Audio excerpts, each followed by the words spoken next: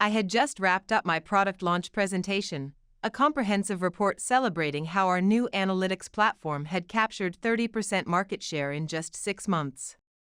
The final slide, a bold graphic proudly titled Data Stream Success Metrics, still glowed behind me when Blake Morrison, our new VP of Operations, stood up. He straightened his tie with deliberate precision, then cleared his throat. Before we finish, he began, flashing a smile that felt rehearsed, I have one last announcement. It's about some organizational restructuring. My stomach dropped. My hand hovered above the trackpad, still buzzing from the successful presentation. The conference room went silent. Some of my team members looked confused. Others, especially those who had been in Blake's closed-door meetings lately, avoided my gaze. Blake continued, starting today, Madison will transition from product manager to a specialized role in our development support team. Her technical contributions have been valuable, and we appreciate that. He paused deliberately. But as we move into a more streamlined operational phase, we need faster execution and fewer bottlenecks. Madison's thorough approach has served us well, but now we need efficiency. A thick silence filled the room. Not surprise, but something that felt like betrayal. Blake looked directly at me. You mentioned last week that we should focus on user testing before rushing to market, he said casually. That kind of caution had its place, but not in our current growth phase. Thank you, Madison. Then he turned back to the screen, as if the conversation was over. I stared at this man who had been here only 4 months, and managed a tight smile. I understand, I replied. No protests, no emotional outbursts. Just calm acceptance. As Blake took over the projector and displayed a slide titled Operational Excellence Initiative, I quietly gathered my materials and walked out. Not like someone who had just been demoted, but like someone with somewhere important to be. Because they had no clue. They had no idea what I had already set in motion. 2 months earlier, when Blake was brought in by leadership, I felt the shift immediately. His background was pure consulting, rapid optimization, cost reduction, decisions driven by efficiency metrics rather than innovation. From day one, I wasn't a partner in his vision. I was an obstacle. But what he didn't understand was how much I had created. I had built this analytics platform from the ground up over 3 years, designed the user interface that clients loved, and maintained the codebase that powered our entire product suite. I didn't need recognition. I needed respect. I got neither.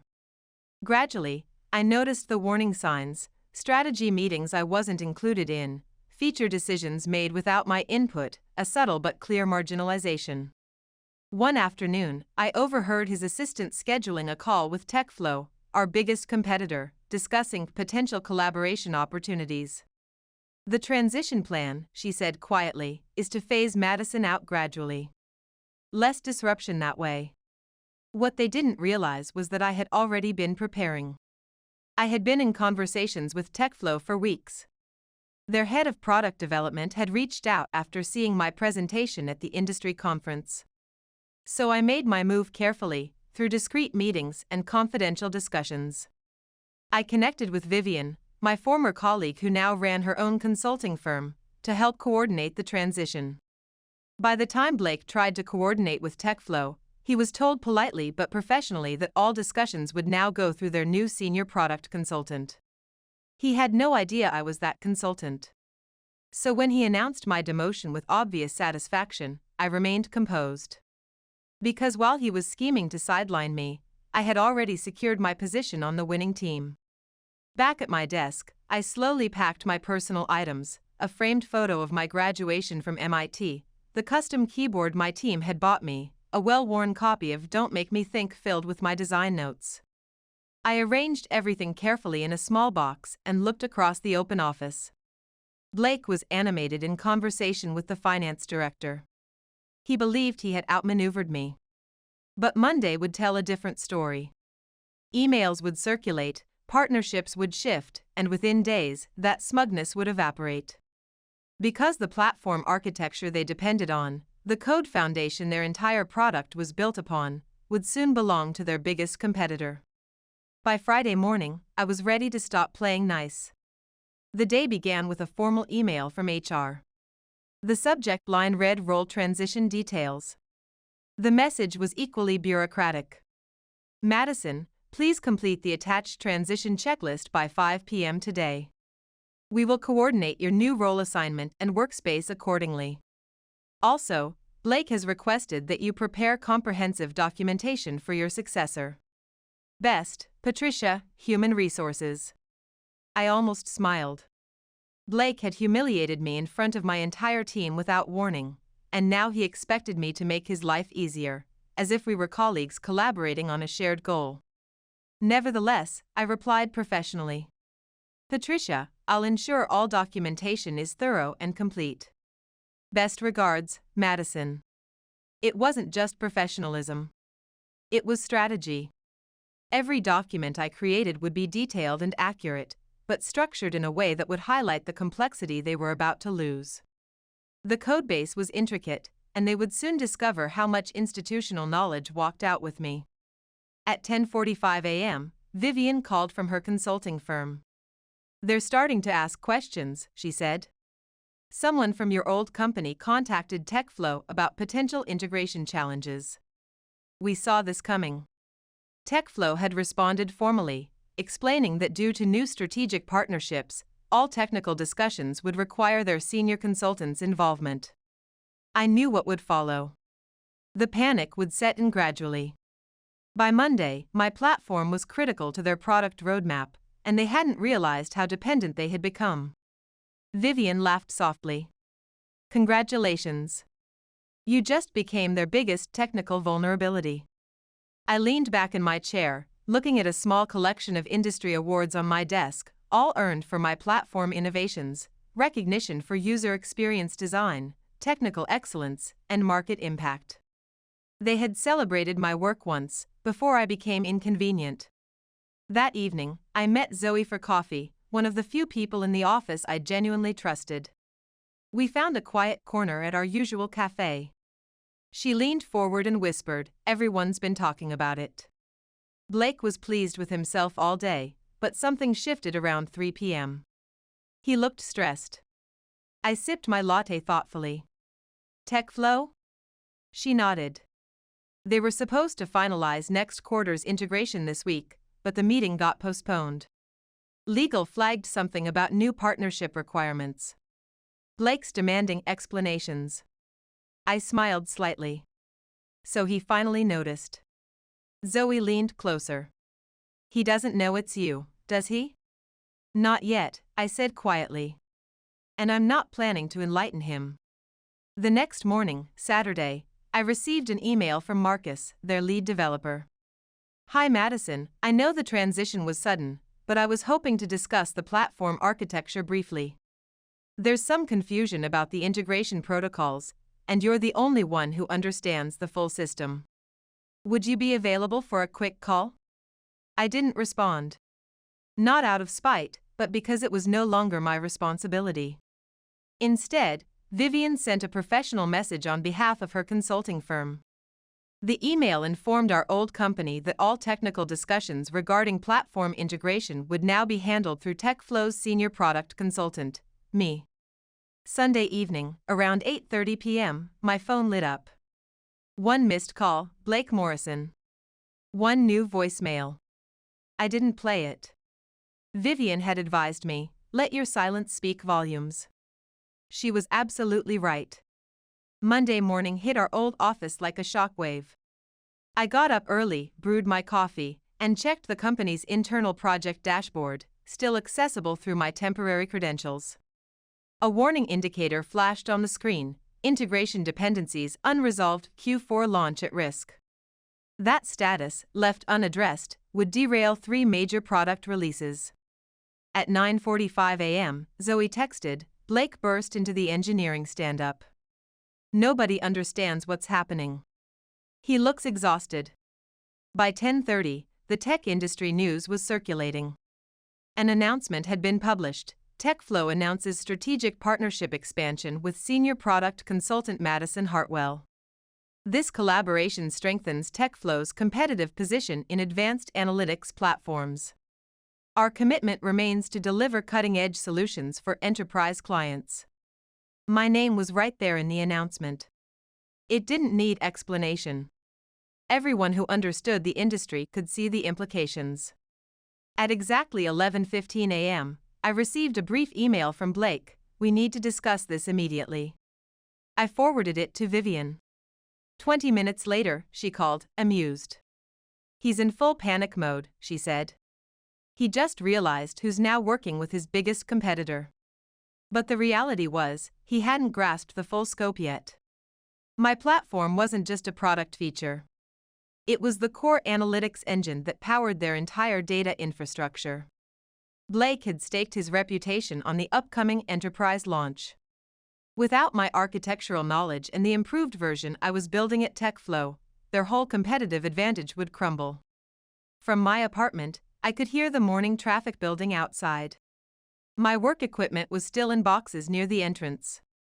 I hadn't decided whether to set up a home office or donate it all. It didn't matter now. Officially, I no longer worked for my old company. But in practice, I controlled their future. By Tuesday morning, the chaos at my old company was impossible to miss. I didn't need insider access to watch it unfold. LinkedIn was telling the whole story. A senior developer updated her status to exploring new opportunities. 3 engineers shared the TechFlow partnership announcement, adding cryptic comments like "exciting times ahead" and "change brings opportunity." But the real panic was evident in a calendar notification: "Emergency team meeting, 10 a.m., all hands required." Zoe texted me at 9:25 a.m., "He's completely stressed. Everyone saw him arrive this morning. He looks like someone just told him the entire codebase was corrupted." I chuckled over my coffee. This wasn't about revenge. I wasn't watching Blake struggle for entertainment. I was witnessing leadership finally see what kind of manager they had promoted, someone who couldn't anticipate consequences beyond the next quarter. That same morning, Vivian and I finalized the consulting proposal for my old company. It wasn't vindictive. It was professional and appropriately priced. Previously, I had provided internal development support at my regular salary. I had personally built those systems to help the company grow efficiently. But that internal rate? It was history. What they received instead was a market-rate consulting agreement, hourly billing, premium fees for platform architecture support, and exclusive access to the enhanced analytics features I was developing at TechFlow. Vivian read the terms aloud, smiling. Standard consultant rates plus a 40% premium for proprietary system knowledge, with full credit to TechFlow partnership, naturally. "Send it before noon," I said.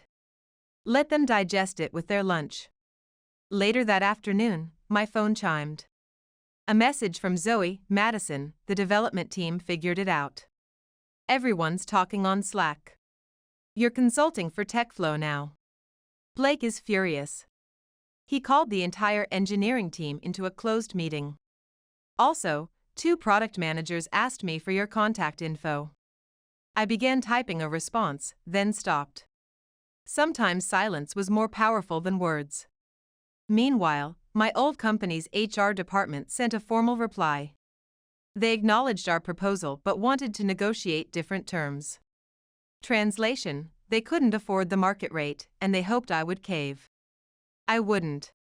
Vivian sent a polite, firm response. "As outlined, our consulting terms reflect industry standards and are non-negotiable unless part of a comprehensive partnership agreement. We understand if you prefer to pursue alternative technical resources." But there were no real alternatives. My platform wasn't just a feature in their product. It was the foundation. This wasn't like switching project management tools. Rebuilding the architecture I had created would take 18 months, time they couldn't spare. That evening, I toured TechFlow's modern offices in the downtown tech district. A design team was configuring the collaborative workspace areas. Developers were setting up dual monitors and testing stations. For the first time in months, I felt something I had missed: genuine excitement about the work ahead. Then my phone vibrated. Unknown number. One voicemail. I listened. Madison, this is Blake. I think we need to start over. I wasn't sure what Blake's real agenda was anymore, but one thing was obvious. His decisions were jeopardizing a lot of good people, colleagues who had supported him from the beginning. I wanted him to consider that. There was a time when he had shown better judgment. Now his ego, thinly veiled as strategic thinking, just made me disappointed. Sure, I had made my share of errors, but I wasn't the one who had torn apart what worked. Blake had demoted me in front of my entire team. He had forced through aggressive timelines, cut user research budgets, and eliminated flexible work arrangements in the name of efficiency. When experienced developers began leaving, he blamed my resistance to change. And now, somehow, he was positioning himself as the reasonable one. But Blake wasn't worried about the team. He was concerned about upper management. Zoe confirmed that the following morning he had tried to frame the integration crisis as external market pressures. Leadership wasn't convinced. They ordered a comprehensive review of technical dependencies. Blake resisted, so they hired an independent consulting firm. The situation was deteriorating rapidly, and I suspected he was beginning to understand that. Around 1 p.m., an email appeared in my inbox. Subject line, Urgent Consultation Request. From Patricia Chen, Head of Human Resources. Madison, on behalf of the leadership team, I'd like to schedule a confidential discussion at your earliest convenience. We are currently evaluating our technical strategy and believe your perspective could be valuable to our assessment. Please let me know when you might be available. Now that was unexpected. I responded promptly. Patricia, I would be glad to schedule something for later this week. Thursday or Friday afternoon would work well for me. Please let me know what works best. Best regards, Madison Hartwell, Senior Product Consultant, TechFlow. After sending the email, I leaned back and glanced at the motivational poster on my wall, a gift from one of my former teammates. Build something so good they can't ignore you. I had nothing to regret. Blake had focused on office politics. I had focused on building something valuable. This wasn't the end of the story. Thursday afternoon was bright and clear, the kind of day that felt full of potential. I chose my outfit carefully, a charcoal blazer with sharp lines, simple silver jewelry, and the watch my mentor had given me when I finished my MIT thesis. It was a look that conveyed, I'm not here to ask for anything, but you might want to listen. At exactly 2 p.m., I entered a modern conference room on the 15th floor of the downtown office building. My former company had booked the space for what they described as a strategic consultation session. The assistant welcomed me professionally. Ms. Hartwell, they're ready for you. Patricia Chen stood and extended her hand. Thank you for coming, Madison. We really appreciate your time. Happy to help, I replied, meeting her handshake. The room was bright and minimal, with a sleek conference table and untouched bottles of water. 5 leadership team members sat around the table, their faces carefully neutral but clearly anxious. They weren't sure which version of me to expect, resentful, vindictive, or uncooperative. Instead, I brought clarity. I understand you'd like some perspective on the TechFlow partnership situation, I began. Patricia nodded. It's created more complications than we expected. I thought it might, I said, placing a clean portfolio on the table. Here you'll find a complete overview, email threads, meeting notes, technical documentation, all showing that my consulting agreement with TechFlow was finalized 2 weeks ago. I'm now their senior product consultant and am currently developing enhanced versions of the analytics platform that powers about 75% of your current product suite. Silence. I continued, when I accepted this position, I was no longer employed here. This means there's no conflict of interest, just a failure to recognize the technical risks in your current approach. One manager in a navy blazer leaned forward. Why didn't Blake anticipate this? Possibly, I said calmly, because he didn't think it through. That hit home. I watched the subtle reactions around the table. Patricia cleared her throat. He characterized the integration issues as vendor complications, that TechFlow was being unreasonable. I shook my head.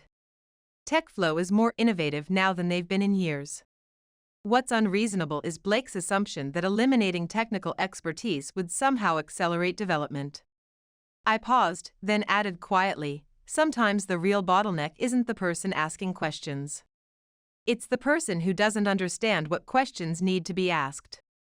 At TechFlow's office, I reviewed the consulting proposal with my new team. We were finalizing the terms that my former company was being asked to consider. It's actually quite reasonable, Vivian said. We even included a transition period at reduced rates to help them adjust. They probably won't see it that way, I replied, but it's fair market value. We're not being punitive. We're establishing professional boundaries. Cameron, our tech lead, pulled up the project dashboard. Since the partnership announcement, 15 companies have inquired about our platform. Several are your old company's main competitors. I recognized the names instantly. I had pitched to those same clients repeatedly at my previous job with no success. Now they were reaching out to us. By Friday, leadership had scheduled an urgent review. Zoe texted me updates. Blake's been moved to a special projects role. HR is asking questions. Someone discovered you documented all the platform requirements before you left. Time-stamped evidence you followed proper procedures. He looks completely defeated. I stared at the phrase special projects. It didn't give me satisfaction, just a sense of completion. This wasn't about revenge. It was about finally being recognized for the value I had created. That evening, I received an email. My former company accepted our consulting proposal. They also included a note acknowledging the transition could have been handled more professionally. I forwarded it to Vivian. She replied, "That's about as close to an admission as you'll get in corporate speak." I sat back and looked out at the Seattle skyline. I wasn't running toward anything anymore. I had found where I belonged. On Monday morning, the news was official. The announcement read Operations Leadership Restructuring at Local Tech Company. Blake had been reassigned to a research role, effective immediately.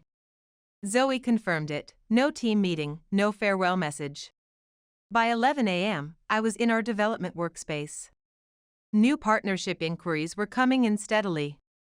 Cameron approached me with evident excitement, and I couldn't help but smile.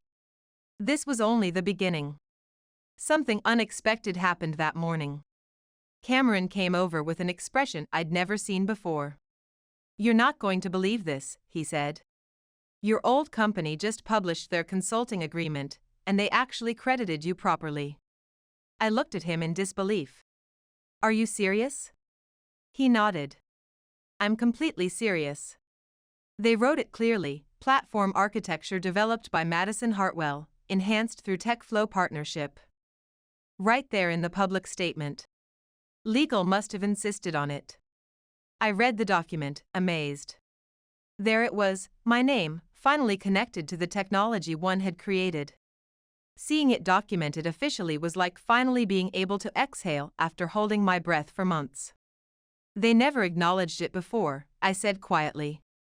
"Not when I designed the system, not when it launched, not even when it reached 100,000 users." Cameron nodded knowingly. "Well, they're acknowledging it now. And the entire industry is going to see it." By Tuesday, we were immersed in planning sessions. 14 companies had contacted us about our enhanced platform. 4 of them had been completely unreachable when I was at my previous job, the same executives who had dismissed my proposals without discussion. Back then, they wouldn't even schedule follow-up meetings. Now they were approaching us, not because of flashy marketing or expensive presentations, but because they could finally see what I had been trying to tell them. The real value wasn't in the company logo. It was in the innovation. That afternoon, I received an unexpected call from Sarah. I hadn't spoken with her in almost 2 years. She had been one of the few senior women engineers at my old company when I started, brilliant, determined, and genuinely supportive. We had collaborated closely until she left during one of the company's restructuring waves. "I've been following everything that's happened," she said. You can't imagine what this means for women in tech, especially those of us who are past our 30s. I wasn't sure how to respond. She continued, you didn't just succeed, Madison. You demonstrated that thoughtfulness, expertise, and professionalism can win, that you can advocate for yourself without becoming ruthless. That's incredibly important. Her words resonated with me more than I anticipated, because this wasn't just about personal vindication anymore. It was about demonstrating something bigger. You can defend your worth without compromising your values. The following day, my former company released an official statement. It was typical corporate language. We have established a consulting partnership with TechFlow for continued platform development. Near the end, almost as a footnote, was my name. No elaborate praise, no unnecessary details. Just the facts. That was exactly what I needed. Meanwhile, our team at TechFlow was preparing my presentation for the Pacific Northwest Tech Summit. I had been invited to speak the following month. The topic, when they tell you you're disposable and you prove them wrong. That evening, I discovered an envelope in my apartment mailbox. No sender information. Inside was a simple card with one handwritten message: you've become the example I share with my daughter when she doubts her own strength. No name, no signature. Just that. I pressed the card against my chest, absorbing the moment. Not satisfaction, not vindication. Just understanding. This wasn't about what they had denied me. It was about what I had reclaimed, my reputation, my innovations, my value. Exactly 1 year after I cleared out my desk with my belongings in a small cardboard box, I walked into TechFlow's headquarters. Morning light streamed through the floor-to-ceiling windows, and the sleek surfaces reflected a quiet triumph. No fanfare, no formal celebration. Just the sound of my footsteps in a company where I had helped create something remarkable. Cameron called me over from the analytics center. You need to see this, he said, beaming. On the wall display, our metrics told the story: 97% client satisfaction, 18 new enterprise partnerships this quarter, and 35% revenue growth year over year. Then he showed me another number that made us both pause: my former company's estimated market position drop, 42% decline. 9 of their key clients had switched to our platform. They tried to downplay it initially, Cameron said, but now the board is demanding explanations. Then he switched to show me something else: my old company's quarterly report to stakeholders. We acknowledge that operational decisions, including the mismanagement of key technical resources, contributed to our competitive challenges this year. I didn't celebrate. I didn't feel vindicated. I just absorbed it all. This wasn't about defeating them anymore. It was about validating what had always been true. They finally admitted it. Not in private conversations, not in hushed corridors or defensive emails. This time, they said it in their official filing. We also acknowledge the technical contributions of former team members, including Madison Hartwell, whose platform architecture continues to influence industry standards. My name in their corporate documentation, connected to my work. Not hidden, not diminished. Just acknowledged, finally. I stood quietly for a moment, processing it all. Cameron remained nearby, observing my reaction. It's not complete vindication, he said thoughtfully, but it's significant. I nodded slowly. I never needed their praise, I said. I needed them to tell the truth. Later that afternoon, I checked messages from our business development team. 7 additional consulting contracts had been signed, including one with my former company's longest-standing partner, now completely migrated to our enhanced platform. A small win, but a meaningful one. Vivian sent me a note shortly after. You realize they'll attempt a comeback, rebranding, new leadership, improved messaging. But that won't address their core issue. They undervalued the people who created their success, and you showed them the consequences without ever losing your composure. I didn't respond immediately. I just sat there, reflecting on her observation. That was the real lesson, wasn't it? All the measured responses, all the professional restraint, every moment I remained calm while they expected me to react emotionally. This wasn't about proving anything to them. It was about demonstrating something more important, that competence and dignity work together, that you can advocate for yourself without becoming vindictive, that true success doesn't require others to fail. That evening, as I walked through TechFlow's quiet corridors, something unexpected caught my attention near the main entrance, a dedication plaque I hadn't seen before, but the quote was instantly familiar. The true value of technology isn't in the code. It's in the minds that create it. And below that, in elegant smaller text, was my name. I paused there for several minutes, watching the gentle glow of the lobby lights reflected in the polished surface. Then my phone chimed. A message from Zoe: "Just wanted to let you know I start Monday. Thank you for believing in me. It feels like I'm finally where I'm supposed to be." I grinned. Zoe had been one of the last to leave my old company, dedicated, talented, and consistently overlooked. But now she was ready to contribute beyond anything her previous role had allowed. "Welcome to the team," I replied. "There's so much incredible work ahead of us." That night, I retrieved a small storage box from my bedroom closet. It contained a few mementos from my final day at the old company, my favorite coffee mug, a thank you note from my development team, and the commemorative pen they had given me when our platform reached 50,000 active users. I examined each item carefully, not with regret, but with perspective. Those years hadn't been lost time. They had prepared me, tested me, developed my determination, and brought me to this point. A year ago, they labeled me resistant to change. But they misunderstood completely. I wasn't blocking progress.